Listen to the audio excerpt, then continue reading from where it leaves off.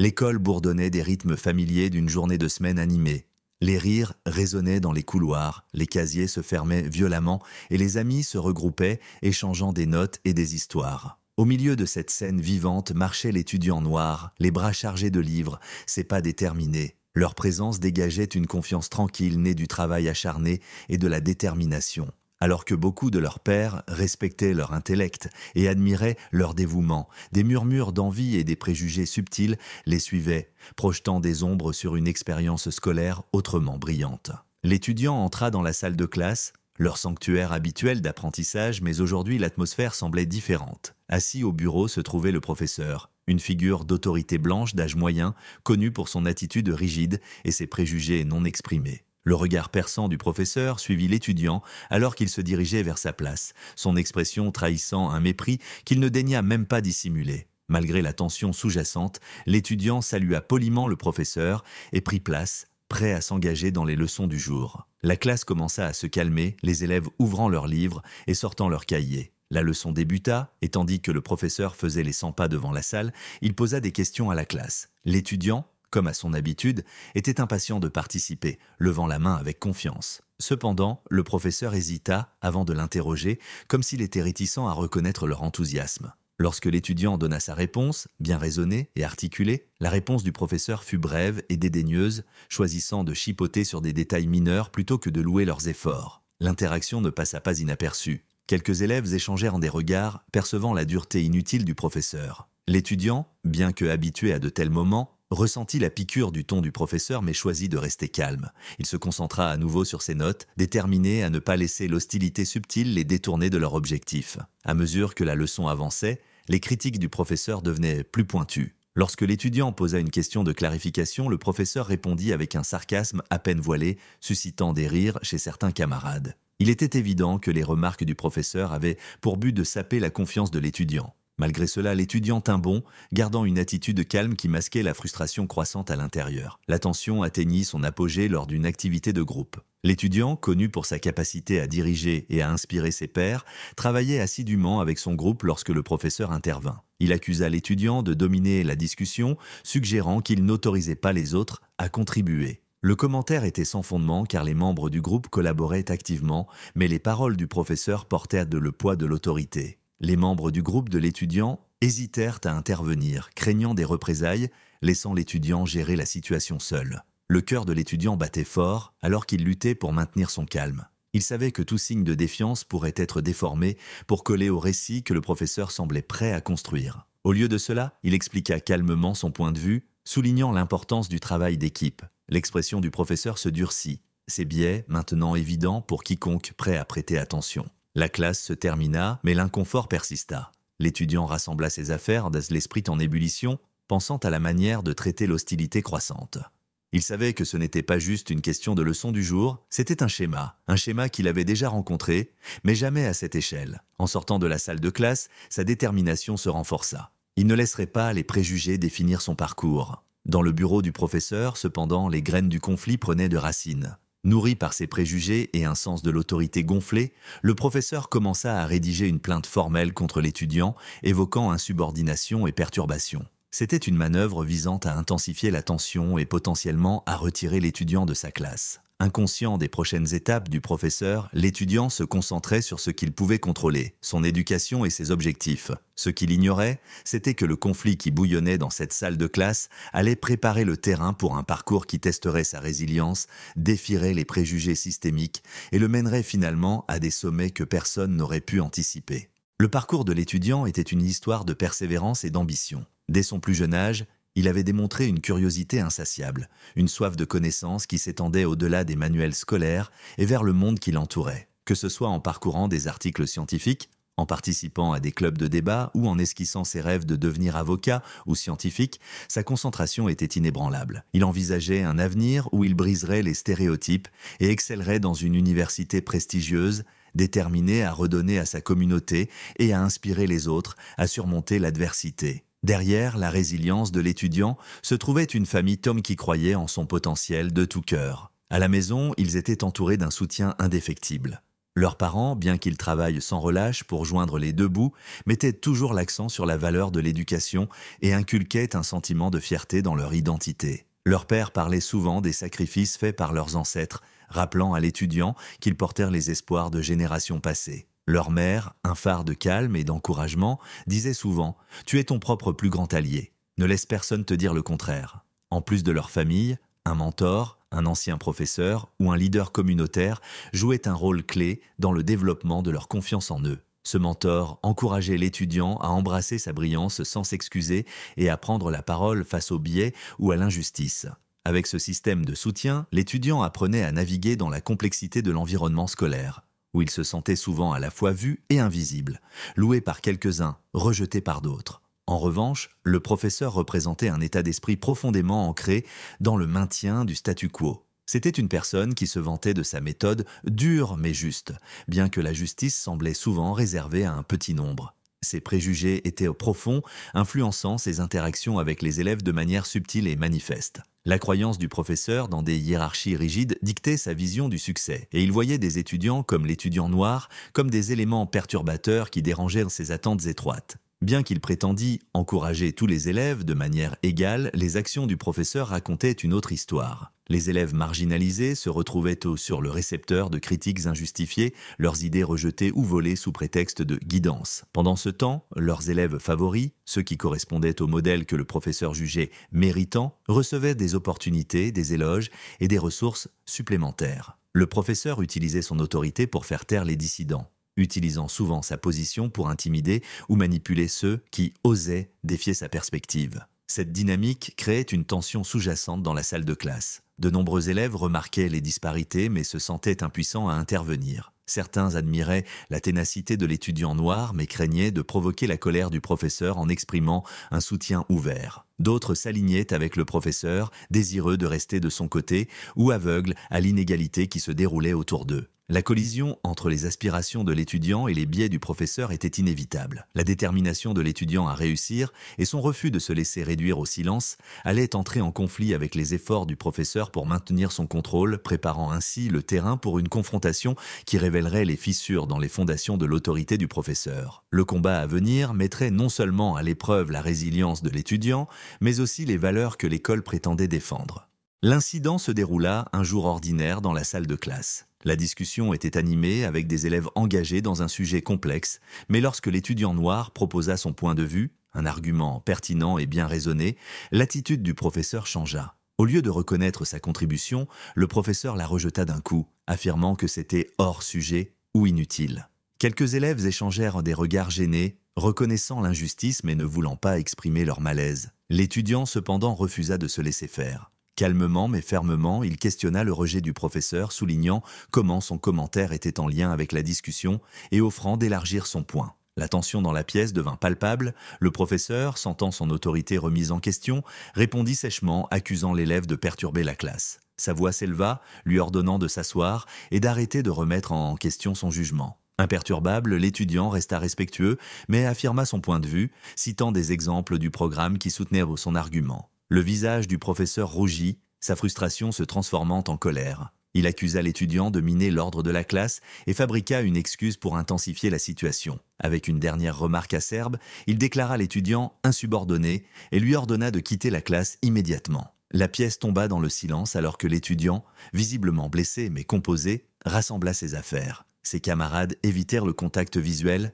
pris entre la sympathie et la peur d'attirer la colère du professeur. Alors que l'étudiant sortait, quelques-uns osèrent échanger des regards d'excuses, reconnaissant silencieusement l'injustice.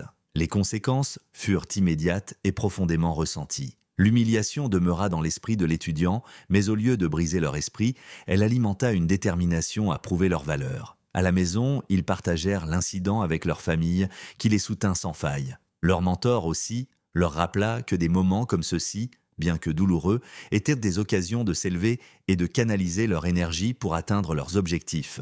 La nouvelle de l'expulsion se répandit dans la communauté. Les parents et les élèves commencèrent à murmurer à propos de l'historique du professeur de cibler les élèves marginalisés, se demandant si cet incident était isolé ou faisait partie d'un modèle plus large. Quelques parents contactèrent l'administration, exigeant des réponses et des comptes. L'étudiant, bien que secoué, décida de canaliser sa frustration en action. Il se concentra encore plus sur ses études, consacrant son énergie à ce qu'il aimait faire et cherchant des opportunités pour montrer son génie en dehors des murs de la classe. Loin de diminuer leur détermination, la tentative du professeur de les faire taire ne fit que révéler la force et la résilience qu'ils portaient en eux. L'expulsion marqua un tournant pour l'étudiant, un tournant qui fit basculer leur attention de l'injustice qu'ils avaient subie vers l'avenir, qu'ils étaient déterminés à revendiquer. Déterminé à surmonter cet incident, l'étudiant chercha des opportunités au-delà des murs de leur école. Ils se connectèrent à un mentor, peut-être un leader communautaire, un enseignant d'un établissement voisin, ou même un ancien élève ayant affronté des luttes similaires. Ce mentor reconnut leur potentiel et les encouragea à canaliser leur frustration en quelque chose de transformateur. En s'inscrivant à un programme extrascolaire inclusif ou à une initiative académique, l'étudiant trouva un espace où leur brillance et leur détermination étaient non seulement reconnues, mais célébrées. Qu'il s'agisse d'une compétition scientifique locale, d'une équipe de débat régionale ou d'une demande de bourse prestigieuse, l'étudiant prospérait. Il travaillait sans relâche, souvent jusqu'à tard dans la nuit, animés par la détermination de prouver que leur valeur était indéniable, peu importe ceux qui tentaient de les discréditer. Leurs réalisations commencèrent rapidement à s'accumuler. Lors d'une foire scientifique, leur projet innovant abordant un problème réel remporta la première place. Dans une compétition de débat, leur éloquence et leur pensée critique laissèrent les juges et le public sans voix. Ils obtinrent des bourses et des récompenses, chaque reconnaissance étant un témoignage de leur travail acharné et de leur résilience.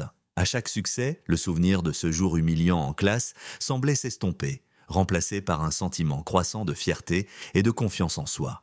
Pendant ce temps, la nouvelle du retour en force de l'étudiant commença à se répandre. Les pères, les enseignants et même les parents qui étaient de rester silencieux au début commencèrent à remarquer. La communauté célébra ses réalisations, se ralliant autour d'elle comme symbole de ce qui était possible lorsque la détermination rencontrait l'opportunité. Il devint de plus en plus évident que l'expulsion n'avait pas été justifiée. Les murmures se transformèrent en conversations et les conversations se transformèrent en demandes de responsabilité. L'administration de l'école, face à la pression croissante, lança une enquête sur l'incident. Des parents, des élèves et même certains membres du personnel se manifestèrent, partageant des histoires sur le comportement passé du professeur. Des schémas de partialité émergèrent, des notes plus sévères pour certains élèves, des commentaires dédaigneux et un effort constant pour faire taire ou marginaliser ceux qui ne correspondaient pas à la vision étroite du professeur sur qui méritait de réussir. Les preuves étaient incontestables. La douleur de l'incident original. Cependant, cela validait leur lutte et prouvait que se lever contre l'injustice, même lorsque cela semblait futile, pouvait mener à un changement significatif. Leur histoire devint une source d'inspiration, non seulement pour leur père, mais aussi pour la communauté en général, rappelant que la résilience et l'excellence pouvaient briser même les préjugés les plus ancrés. L'absence du professeur de l'école marqua un nouveau chapitre pour l'institution. L'administration commença à mettre en œuvre des réformes, introduisant des formations sur les biais et créant des plateformes où les élèves pouvaient signaler en toute sécurité les discriminations. Des politiques furent mises en place pour garantir l'équité dans les évaluations et les opportunités, faisant de l'école un environnement plus inclusif et plus favorable pour tous. Le parcours de l'étudiant était loin d'être terminé, mais il continuait de porter les leçons tirées de cette expérience. Chaque distinction et chaque réalisation s'ajoutaient à leur liste croissante de réussites, prouvant non seulement à eux-mêmes mais aussi au monde qu'ils étaient capables de grandeur. Ce qui avait commencé comme une tentative de diminuer leur lumière n'avait fait que la faire briller plus fort. La révélation de la vérité servit de puissant rappel que, même face à l'injustice, la détermination et l'excellence pouvaient inverser la tendance.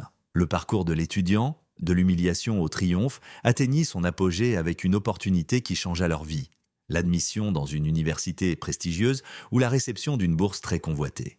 Leur poursuite incessante de l'excellence et leur résilience inébranlable portaient en leurs fruits, leur méritant la reconnaissance non seulement en tant que meilleurs étudiants, mais aussi en tant que modèle pour leurs pairs. La nouvelle de leur succès se répandit dans l'école et la communauté, un phare d'espoir pour ceux qui faisaient face à des luttes similaires. Debout, devant une foule, lors d'une cérémonie de remise de prix, ou s'adressant à leur père lors d'un rassemblement scolaire, l'étudiant parla avec confiance et détermination. Ils partagèrent leur histoire, non seulement des défis qu'ils avaient rencontrés, mais aussi des leçons qu'ils avaient apprises sur la persévérance et la valeur de soi. Leur parole était un appel à l'action, encourageant les autres à se relever face à l'adversité et à croire en leur potentiel, quels que soient les obstacles qui se dressaient devant eux. Leur plateforme devint un outil de plaidoyer, mettant en lumière les iniquités dans l'éducation et inspirant un changement au sein du système.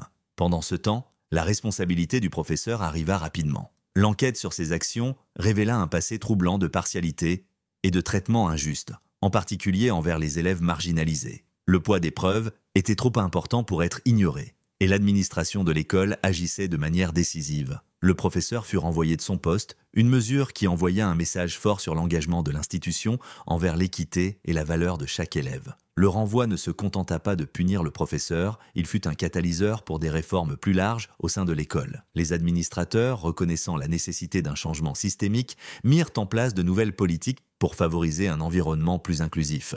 Les formations sur la diversité et l'équité pour les enseignants devinrent obligatoires dans le but de remettre en question les biais et d'équiper les éducateurs des outils nécessaires pour traiter tous les élèves avec respect et équité. Un suivi plus strict du comportement en classe et la création de systèmes de signalement anonymes garantirent que les incidents de discrimination seraient traités rapidement et de manière transparente. L'impact de ces changements fut immédiat. Les élèves qui se sentaient autrefois ignorés ou marginalisés se retrouvèrent dans un environnement qui encourageait leur croissance et célébrait leur contribution. Le triomphe de l'étudiant devint un point de ralliement pour un changement à l'échelle de l'école, favorisant une culture de responsabilité, d'empathie et d'excellence.